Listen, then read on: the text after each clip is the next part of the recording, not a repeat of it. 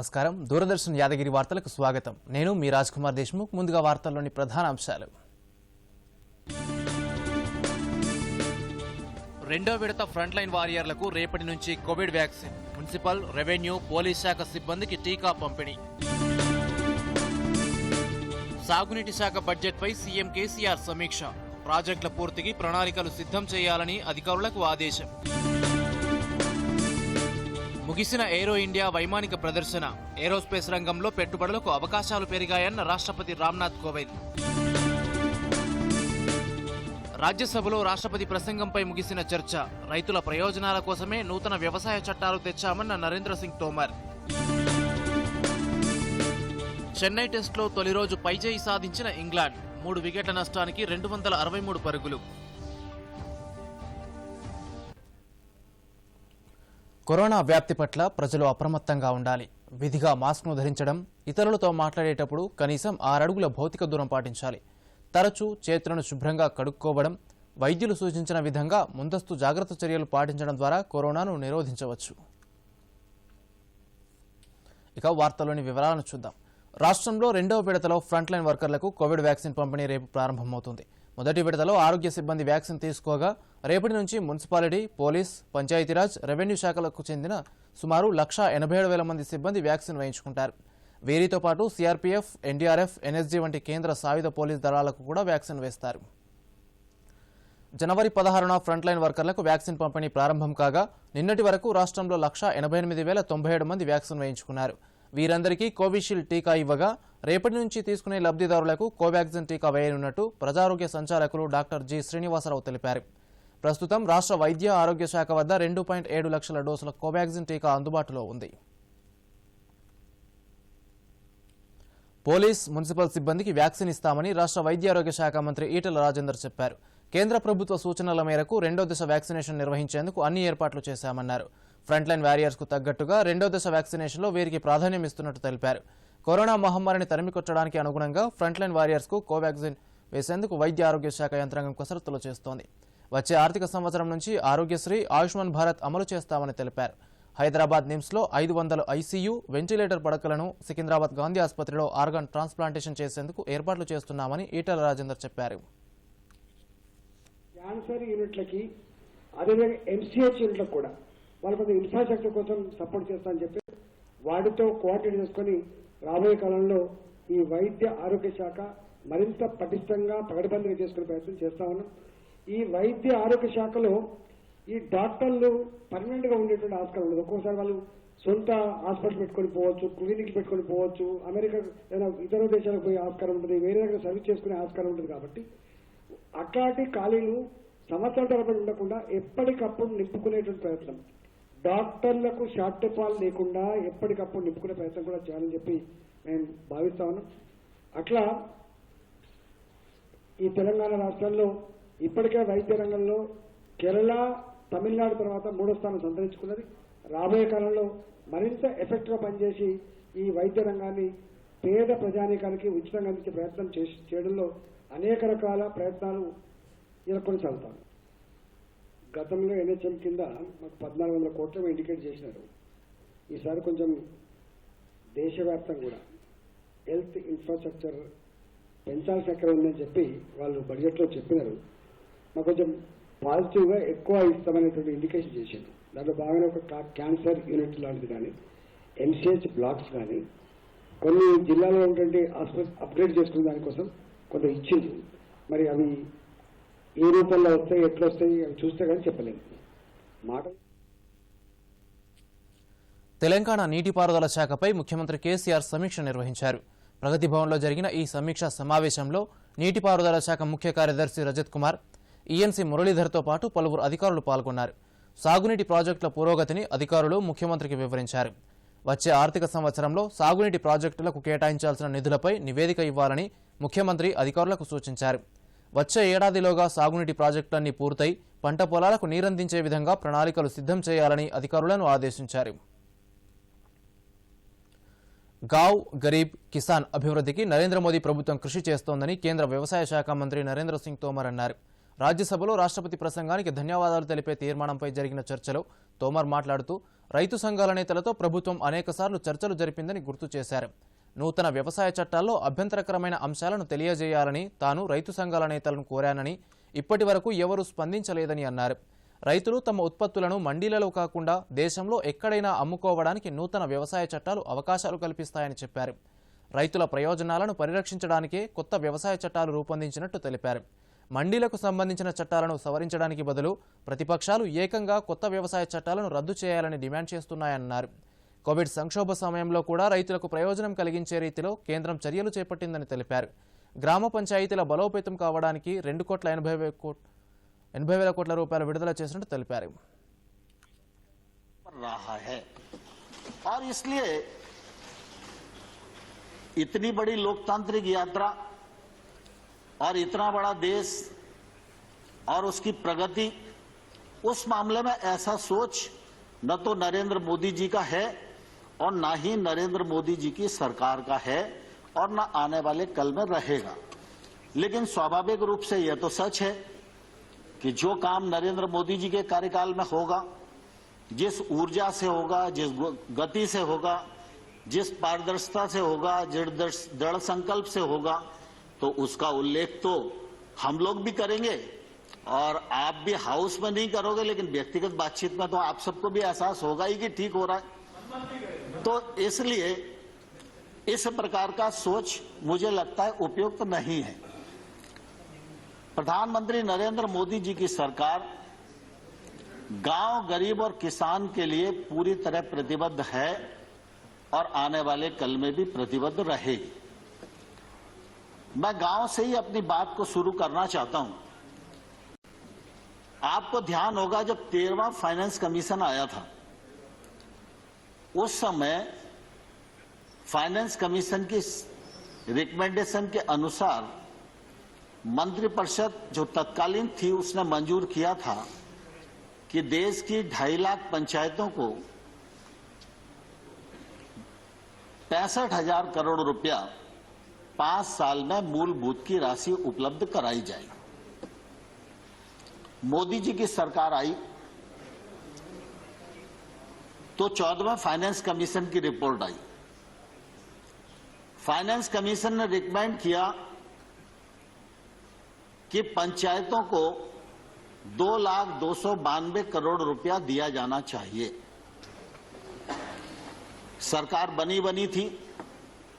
स्वाभाविक रूप से सरकार के मन में यह बात रहती कि पैसा अगर हमारे हाथ में रहेगा तो हम ज्यादा कुछ योजनाएं बना सकेंगे, खर्च कर सकेंगे. लेकिन उस समय मोदी जी ने दोनों रिकमेंडेशन हूबहू स्वीकार की. एक तो ग्राम पंचायतों को 2,292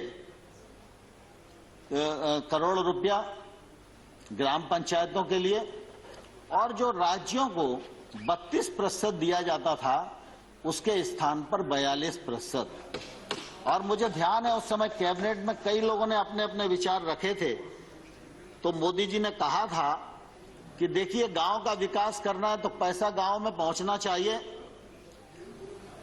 और केंद्र से ज्यादा अच्छी पहचान राज्य अपने क्षेत्र की समस्याओं के लिए कर सकते हैं. वो समस्याओं के नजदीक हैं, निराकरण उनके हाथ में है, और अगर पैसा उनके पास रहेगा तो वो अच्छी योजनाएं बना सकेंगे. और जब राज्य आगे बढ़ेंगे तभी देश आगे बढ़ेगा. इस भावना के अंतर्गत 32 से 42% पैसा उस समय देना स्वीकार किया था. और मुझे రాష్ట్రపతి ప్రసంగానికి ధన్యవాదాలు తెలిపే తీర్మానంపై ఈ రోజు రాజ్యసభలో చర్చ ముగిసింది. ఈ చర్చకు సోమవారం ప్రధానమంత్రి నరేంద్ర మోదీ సమాధానమిస్తారు. కాగా ఈ రోజు ఎటువంటి అవాంతరాలు లేకుండా సుదీర్ఘంగా జరిగిన చర్చలో పలు పార్టీల సభ్యులు పాల్గొన్నారు. దీనికి సంబంధించి మరిన్ని వివరాలు చూద్దాం. రాష్ట్రపతి ప్రసంగానికి ధన్యవాదాలు తెలిపే తీర్మానంపై సోమవారం పెద్దల సభలో చర్చ మొదలవ్వగా చర్చలో పాల్గొన్న విపక్షాలు సాగు చట్టాల్ని రద్దు చేయాల్సిందేనని డిమాండ్ చేయగా, ఈ చట్టాల వల్ల రైతులకు కలిగే ప్రయోజనాలను పలువురు అధికారపక్ష సభ్యులు వివరించారు. గత 2 రోజులుగా సభలో వాయిదాల పర్వం కొనసాగగా శుక్రవారం ఎటువంటి వాయిదా లేకుండా సభ సజావుగా జరగడంతో అన్ని పార్టీల సభ్యులు చర్చలో పాల్గొన్నారు. కేంద్ర వ్యవసాయ మంత్రి నరేంద్ర సింగ్ తోమర్ మాట్లాడుతూ సాగు చట్టాలకు సంబంధించి విపక్షాలు లేవనెత్తిన పలు ప్రశ్నలకు సమాధానమిచ్చారు. రైతుల సంక్షేమానికి ప్రభుత్వం కట్టుబడి ఉందని పునరుద్ఘాటించారు. రైతుల ఆదాయాన్ని రెట్టింపు చేసేందుకే సాగు చట్టాలను తీసుకొచ్చినట్టు స్పష్టం చేశారు. బీజేపీ ఎంపీ డాక్టర్ వినయ్ సహస్రబుద్ధే మాట్లాడుతూ రైతు సంఘాలతో ఇంకా చర్చలు జరిపేందుకు ప్రభుత్వం సిద్ధంగా ఉందని అన్నారు. సబ్కా సాత్, సబ్కా వికాస్, సబ్కా విశ్వాస్ స్ఫూర్తితో కేంద్రం పనిచేస్తోందని తెలిపారు. एक डेमोक्रेसी ऑफ एस्पिरेशंस को लोगों ने अनुभव किया है, देश ने अनुभव किया है और आत्मनिर्भरता के रास्ते से चल पड़े अभी इस देश की जनता ने एक आत्मविश्वास के जनतंत्र को साकार करने के बारे में ठान लिया है.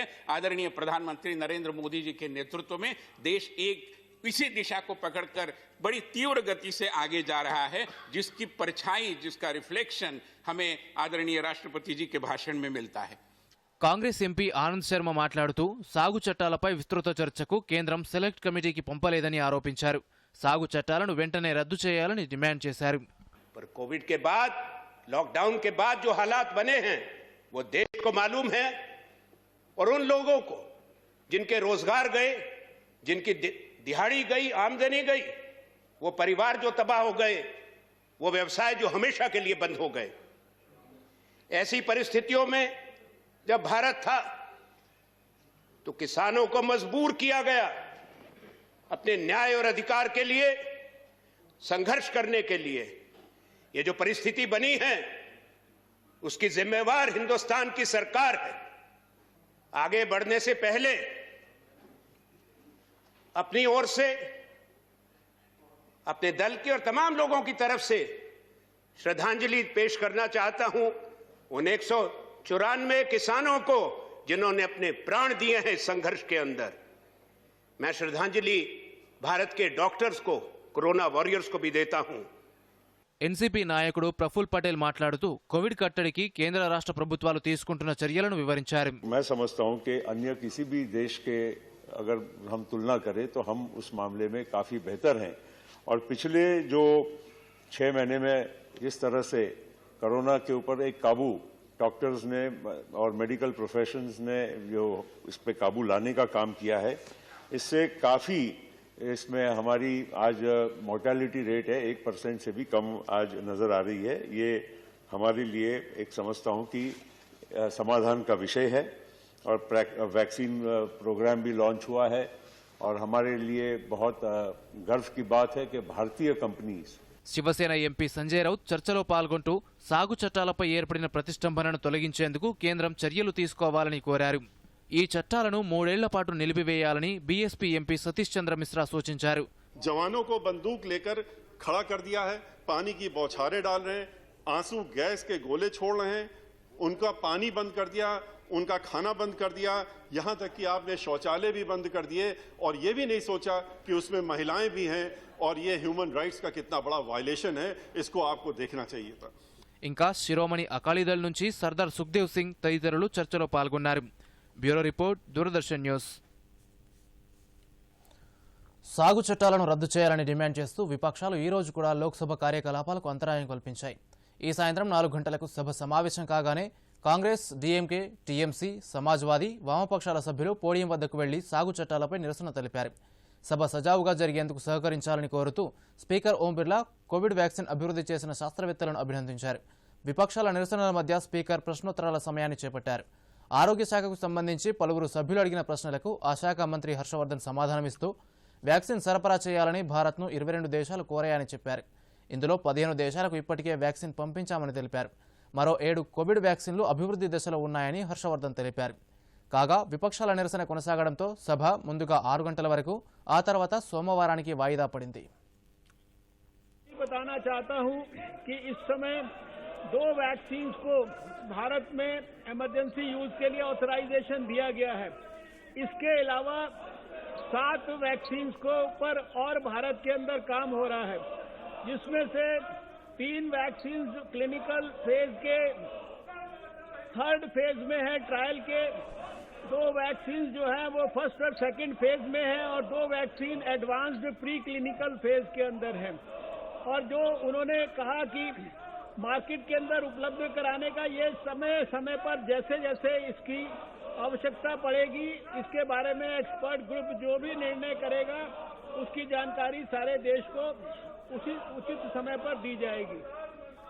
मैं आपका बहुत अत्यंत आभारी हूं कि आज देश नहीं दुनिया के सामने एक वैश्विक चुनौती है और उस वैश्विक चुनौती में जिस तरह से भारत के वैज्ञानिकों ने आज उस कोविड-19 की 2 वैक्सीन का इजाद किया और माननीय मंत्री जी ने कहा कि 7 वैक्सीन और भी प्रोग्रेस में है जो बहुत जल्दी आ जाएगी। ये निश्चित तौर से इस भारत के 130 करोड़ लोगों के लिए ये गर्व का विषय है। मैं अपनी सरकार को बहुत बहुत बधाई देता हूं। కేంద్ర ప్రభుత్వం గత 6 ఏళ్లలో తీసుకున్న చర్యల కారణంగా రక్షణ, ఏరోస్పేస్ రంగాల్లో పెట్టుబడులకు అవకాశాలు పెరిగాయని రాష్ట్రపతి రామ్నాథ్ కోవింద్ అన్నారు. ఏరో ఇండియా 2020-21 ముగింపు కార్యక్రమంలో రాష్ట్రపతి మాట్లాడుతూ ఈ సదస్సులో జరిగిన చర్చల ఫలితాలు అందరికీ ప్రయోజనకరంగా ఉంటాయని తెలిపారు. జాతిపిత మహాత్మాగాంధీ ఇచ్చిన పిలుపు మేరకు దేశం స్వదేశీ ఆత్మనిర్భరత దిశగా పయనిస్తోందని తెలిపారు. రక్షణ రంగంలో స్టార్టప్లను ప్రోత్సహించడం వల్ల స్వదేశీ ఉత్పత్తులకు గిరాకీ ఏర్పడుతుందన్నారు. కోవిడ్ సంక్షోభాన్ని విజయవంతంగా ఎదుర్కొన్నామని వ్యాఖ్యానించారు.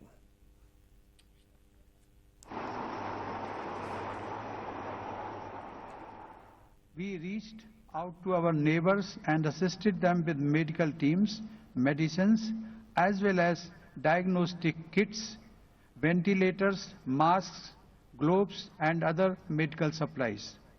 In keeping with India's stated commitment to use its vaccine production and delivery capacity to help the entire humanity fight the COVID-19 pandemic, supplies under grant assistance to our friendly foreign nations have already begun.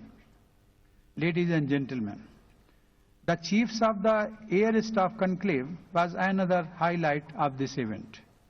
I am pleased to note that deliberations focusing on areas of mutual interest were very fruitful and would help in creating a peaceful world order.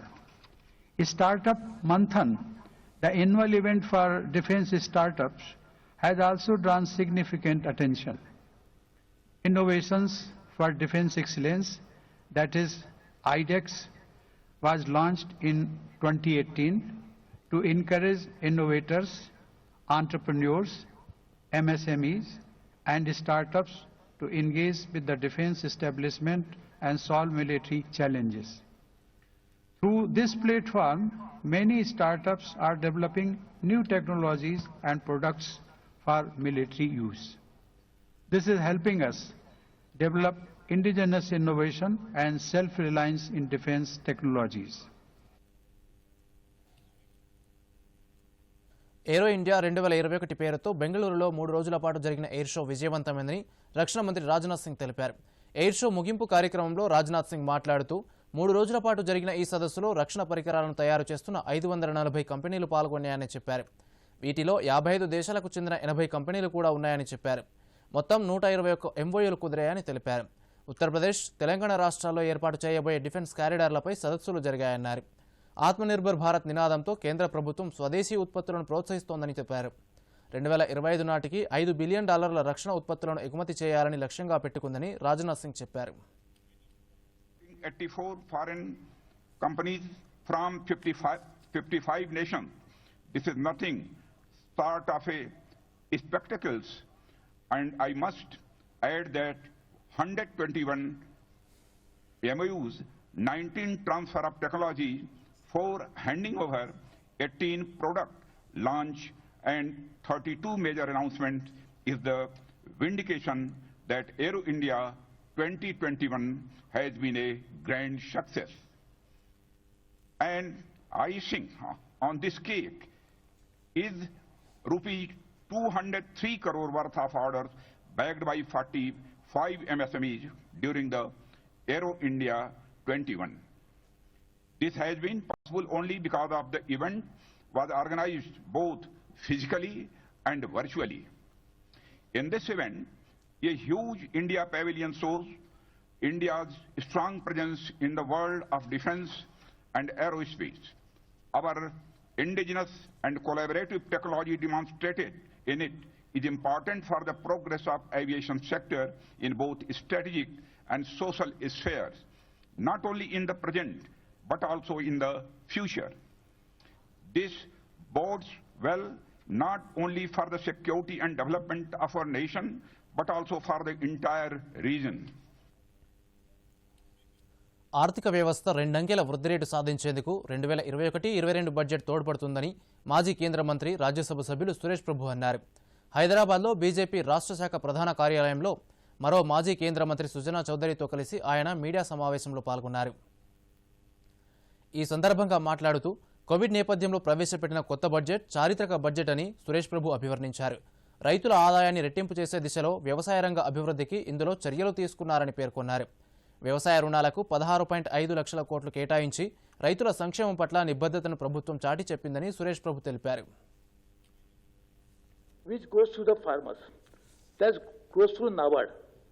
NABARD has a big window for giving agriculture credit as well as providing support to agriculture. Like there is a scheme called RIDF, Rural Infrastructure Development Fund. That fund provides money to the agriculture sector through various means. Then, that is second. Then of course commercial bank, district central cooperative bank, they also have window for lending, but I will not take that as, but they are also another one. But third one, so besides central government, besides NABARD, third one, which is policy measures. The policy measures comes in the form of increasing farmers' income. How that works, I'll give one example. This is nothing to do with this particular budget. As a Commerce Industry Minister of India, I prepared India's first agriculture export policy. కేంద్ర మాజీ మంత్రి సుజనా చౌదరి మాట్లాడుతూ April నుంచి అమలులోకి వచ్చే budget సుస్థిర బడ్జెట్గా అభివర్ణించారు. సామాజిక మౌలిక రంగ సదుపాయాలను పెంచే దిశలో బడ్జెట్ రూపకల్పన జరిగిందన్నారు. వేరే దేశానికో వేరే రాష్ట్రానికో తీసుకెళ్లేది కాదు. స్టీల్ ప్లాంట్ అక్కడే ఉంటుంది, ఎంప్లాయ్మెంట్ జనరేషన్ జరిగింది అక్కడే ఉంటుంది. విశాఖ ఉక్కు ఆంధ్రుల హక్కు అని ఆ రోజుల్లో తీసుకురావడానికి గల కారణం ఎంతోమంది ప్రాణాలు అర్పించి మరీ తీసుకొచ్చారు. వాళ్ళందరిని కూడా గుర్తు చేసుకోవాలి, వాళ్ళ పుణ్యమాని. ఆ రోజుల్లో ఏంటంటే 70s అప్పటికి ప్రైవేట్ వాళ్ళ దగ్గర నుంచి అంత పెట్టుబడులు రాలేవు కాబట్టి ప్రభుత్వం వచ్చింది. కృష్ణానది యాజమాన్య బోర్డు త్రిసభ్య కమిటీ హైదరాబాద్లోని జలసౌధలో సమావేశమైంది. ఈ సమావేశంలో బోర్డు సభ్య కార్యదర్శి రాయ్పురే, రాష్ట్రం తరపున నాగార్జునసాగర్ చీఫ్ ఇంజనీర్ నరసింహ, ఆంధ్రప్రదేశ్ నుంచి చీఫ్ ఇంజనీర్ నారాయణరెడ్డి పాల్గొన్నారు. ఈ సమావేశంలో మార్చి నెలాఖరు వరకు నీటి కేటాయింపులు విడుదలపై చర్చించారు. తమకు 108 టీఎంసీల నీటిని కేటాయించాలని ఆంధ్రప్రదేశ్ ప్రభుత్వం, 80 టీఎంసీల నీటిని కేటాయించాలని తెలంగాణ ప్రభుత్వం కృష్ణానది యాజమాన్య బోర్డుకు ప్రతిపాదనలు పంపాయి. అయితే శ్రీశైలంలో 810 అడుగులు, నాగార్జునసాగర్లో 520 అడుగులకు తక్కువగా నీళ్లు నిల్వ ఉంటే అప్పుడు నీటిని తీసుకోరాదని తెలంగాణ ప్రభుత్వం అభ్యంతరం తెలిపింది. దీంతో ఏపీ ప్రభుత్వం కేవలం 95 టీఎంసీల నీటిని మాత్రమే వాడుకునే విధంగా మళ్లీ ప్రతిపాదన పంపాలని బోర్డు సభ్య కార్యదర్శి సూచించారు. రాష్ట్రంలో త్వరలో ప్రభుత్వ బ్రాండ్తో నాణ్యమైన మాంసం విక్రయాలు ప్రారంభించనున్నట్టు పశుసంవర్ధక శాఖ మంత్రి తలసాని శ్రీనివాస్ యాదవ్ తెలిపారు. హైదరాబాద్లోని పశుసంవర్ధక శాఖ కార్యాలయంలో నూతన సంవత్సర డైరీ క్యాలెండర్ను మంత్రి ఆవిష్కరించారు. ఈ సందర్భంగా తలసాని మాట్లాడుతూ వ్యవసాయ అనుబంధ పరిశ్రమలను ప్రోత్సహించి రైతుల ఆదాయాన్ని పెంపొందించేందుకు పశుసంవర్ధక శాఖ చర్యలు తీసుకుంటోందని చెప్పారు. దేశంలోనే తొలిసారిగా సంచార పశు వైద్యశాలలను ప్రారంభించామని మంత్రి తెలిపారు. మన డిపార్ట్మెంట్ ఒక ప్రమాదమైనటువంటి పేరు వస్తుంది. ఒకవైపున పబ్లిక్ వైపు నుంచి కానీ రెండో వైపున ప్రజాప్రతినిధులు కూడా మన డిపార్ట్మెంట్ అప్రిషియేట్ చేస్తాం. పాడి పంట బట్ అగ్రికల్చర్కు అనుసంధానంగా ఉన్నటువంటి ప్యాడీ ఈరోజు మనం రాష్ట్రంలో దివ్యాంగులు ఉపకరణాలు పొందేందుకు దరఖాస్తు చేసుకునే గడువును ఈ నెల 15 వరకు పొడిగించినట్టు షెడ్యూల్ కులాల అభివృద్ధి దివ్యాంగుల సంక్షేమ శాఖల మంత్రి కొప్పుల ఈశ్వర్ తెలిపారు. దివ్యాంగులు ఆన్లైన్ ద్వారా దరఖాస్తు చేసుకోవాలని సూచించారు. ప్రస్తుత ఆర్థిక సంవత్సరంలో దివ్యాంగులకు వివిధ రకాలైన సుమారు 13,000 ఉపకరణాలు ఉచితంగా పంపిణీ చేస్తున్నట్టు మంత్రి తెలిపారు.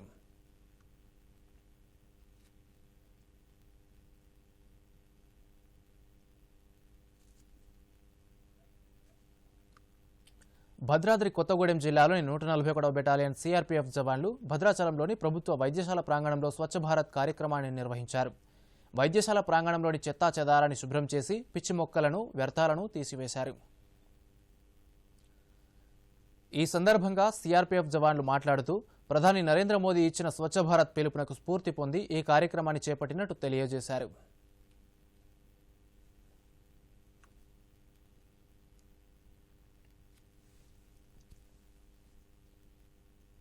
భారతదేశంలో నరేంద్ర మోదీ సార్ గారు స్వచ్ఛ భారత్ని బాగా అభివృద్ధి చేయాలని దీన్ని అదేవిధంగా అదేవిధంగా మా బెటాలియన్ 141 ఇక్కడ వచ్చేసినటువంటి జవాన్లు అందరూ స్వచ్ఛ భారత్లో మంచి బాగా పనిచేస్తున్నాం.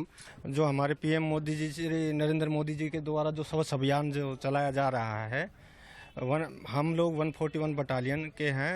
हमारे कमांडेंट महोदय द्वारा तेलंगाना के अंदर सरकारी अस्पताल में यह स्वच्छ अभियान जो है चलाया गया, जो कि बहुत ही हमने यहाँ पे काम किया और बहुत ही अच्छा रहा ये अभियान हमारा. कमांडेंट महोदय ने यहाँ हॉस्पिटल सरकारी हॉस्पिटल में कराया गया. हम लोग बढ़िया से साफ सफाई किए. नरेंद्र मोदी द्वारा स्वच्छ अभियान जागरूक चलाया गया यहाँ पे. రిజర్వ్ బ్యాంక్ మరోసారి కీలక వడ్డీ రేట్లను యథాతథంగా కొనసాగించాలని నిర్ణయించింది. రెపో రేట్, రివర్స్ రెపో రేటులో వరుసగా 4వసారి ఎలాంటి మార్పులు చేయలేదు. ప్రస్తుతం 4% ఉన్న రెపో రేట్, 3.35% ఉన్న రివర్స్ రెపో రేటు అలాగే కొనసాగుతాయి. వృద్ధి రేటుకు అండగా నిలవాలన్న ఉద్దేశంతోనే ఎలాంటి మార్పులు చేయలేదని ఆర్బీఐ గవర్నర్ శక్తికాంత దాస్ తెలిపారు. 2021-22లో జీడీపీ వృద్ధి రేటు 10.5%గా ఉండనున్నట్టు ఆర్బీఐ అంచనా వేసింది. ద్రవ్యోల్బణం అంచనాలను 5.8% నుంచి 5.2%కి సవరించింది. కోవిడ్ సంక్షోభం నుంచి భారత ఆర్థిక వ్యవస్థ తిరిగి వేగంగా పుంజుకుంటున్న సంకేతాలు స్పష్టంగా కనిపిస్తున్నాయని పేర్కొన్నారు. ద్రవ్య పరపతి విధాన సమీక్ష నిర్ణయాలను శక్తికాంత దాస్ వెల్లడించారు. రుణాల ద్వారా నిధులు సమకూర్చుకోవాలన్న ప్రభుత్వ నిర్ణయం సజావుగా సాగేందుకు ఆర్బీఐ చర్యలు తీసుకుంటుందని తెలిపారు. వినియోగదారుల ఫిర్యాదుల పరిష్కారానికి ఇంటిగ్రేటెడ్ అంబుడ్స్మన్ స్కీమ్ను ఈ ఏడాది జూన్ నాటికి తీసుకొస్తామని చెప్పారు. CRR in 2 phases in a non-disruptive manner to 3.5% effective from March 27th and 4% effective from May 22nd, 2021. As mentioned earlier, the CRR normalization opens up space for a variety of market operations of the RBI to inject additional liquidity. UPSC అభ్యర్థులకు ఊరట లభించింది. Corona కారణంగా గత ఏడాది civils పరీక్షలకు హాజరు కాలేకపోయిన వారికి మరో అవకాశం కల్పించేందుకు కేంద్ర ప్రభుత్వం అంగీకరించింది. వైరస్ వల్ల చివరి ప్రయత్నంలో తప్పిపోయిన అభ్యర్థులకు మరో అవకాశం కల్పిస్తున్నట్టు కేంద్ర ప్రభుత్వం సుప్రీంకోర్టుకు తెలిపింది. రచనా సింగ్ అనే సివిల్స్ అభ్యర్థి పిటిషన్ను విచారించిన సుప్రీం 2020లో చివరి ప్రయత్నం చేస్తున్న అభ్యర్థులకు మరో అవకాశం ఇచ్చే అంశాన్ని పరిగణలోకి తీసుకోవాలని కేంద్రం యూపీఎస్సీ కమిషన్కు సూచించింది. వైరస్ విజృంభణ కారణంగా గత ఏడాది మేలో జరగాల్సిన ప్రిలిమినరీ పరీక్షను అక్టోబర్ 4న నిర్వహించారు. దానికి 4,86,952 మంది అభ్యర్థులు హాజరయ్యారు. ఈ జనవరిలో మెయిన్స్ పరీక్షలు కూడా పూర్తయ్యాయి. 2021లో జరగనున్న సివిల్స్ పరీక్షలకు ఫిబ్రవరి 10న నోటిఫికేషన్ విడుదల కానున్నట్టు తెలుస్తోంది. చెన్నై వేదికగా జరుగుతున్న తొలి టెస్టు మ్యాచ్లో ఇంగ్లాండ్ తొలి రోజు పైచేయి సాధించింది. టాస్ గెలిచిన ఇంగ్లాండ్ బ్యాటింగ్ ఎంచుకుని నిలకడగా ఆడుతూ 3 వికెట్ల నష్టానికి 263 పరుగులు చేసింది. జట్టు కెప్టెన్ జో రూట్ అద్భుతంగా రాణించి 197 బంతుల్లో 128 పరుగులు చేసి నాటౌట్గా నిలిచాడు. బుమ్రా 2 వికెట్లు, అశ్విన్ 1 వికెట్ తీసుకున్నారు. ఓపెనర్లుగా వచ్చిన బర్న్స్, సిబ్లీ మొదటి వికెట్కు అర్ధశతకం భాగస్వామ్యం నెలకొల్పారు. అశ్విన్ బౌలింగ్లో ఇంగ్లాండ్ జట్టు తొలి వికెట్ కోల్పోగా తర్వాత క్రీజులోకి వచ్చిన లారెన్స్ పరుగులేమీ చేయకుండానే పెవిలియన్ బాట పట్టాడు. ఈ దశలో బ్యాటింగ్కు వచ్చిన రూట్ సిబ్లీతో కలిసి ఇన్నింగ్స్ను చక్కదిద్దాడు. నిలకడగా ఆడుతూ స్వీప్ షాట్లతో పరుగులు రాబట్టిన రూట్ 100వ టెస్టులో శతకం నమోదు చేశాడు. ఆఖరి ఓవర్లో ఇంగ్లాండ్ 3వ వికెట్ కోల్పోయింది. వార్తలు ముగించే ముందు ముఖ్యాంశాలు మరోసారి.